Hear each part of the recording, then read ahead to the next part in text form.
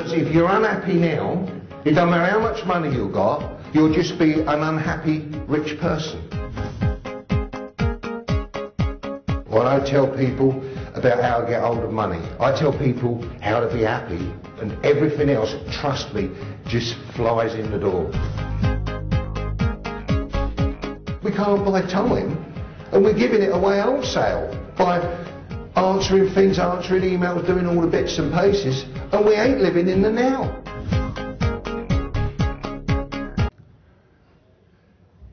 Here we go. That's the average size human brain. But I've enlarged it for purposes of the people at the back being able to see what's going on. This is the bit that we're using, right? This is the bit that's doing the day-to-day control, okay? Right. So every single thing that's happening in life is going on in here. Now let me ask you another question. How many people here go, oh, what was his bloody name? I can't remember. And then you forget about it, and what happens? What happens?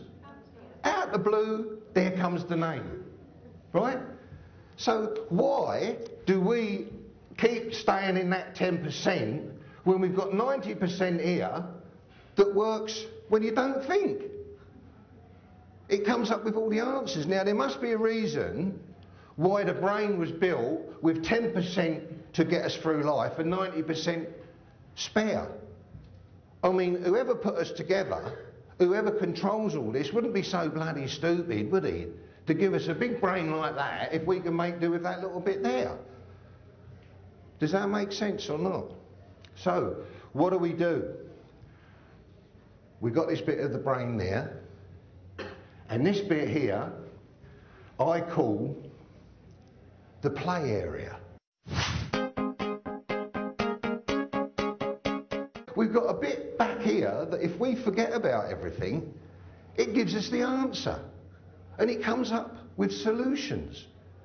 How many times have you been lying at night and you're nodding away and you're, bloody hell, what? And it's jumped in from nowhere, an answer to a problem, right? Now, why don't we try and utilise this bit of the brain? Now, if I could teach you how to use that part of the brain, do you think that would be a good idea? Eh? I think it would be fabulous.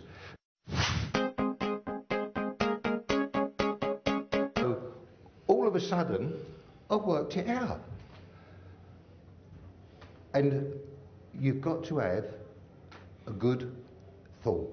Now, I want you all to concentrate now for possibly half a minute, and I want you to dig deep, but I'll give you a little tip. Don't look for it in here, look for it here. I want you all to find the most pleasant, emotional thing that you can think of, what the thing that made you the happiest. Now just think of that for just a few minutes, or just half a minute. Just really, really think. Find that emotional thing. Have you all got one? You all got an emotional, right. That is called your trigger.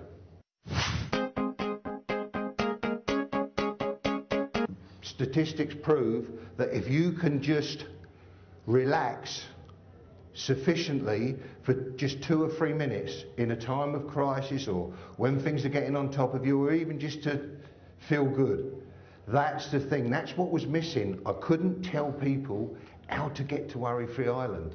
In fact, I'm updating the book. It's a free download on the website if anyone's interested, but I'm redoing it now because that worked. Did that work? Did you get feel good?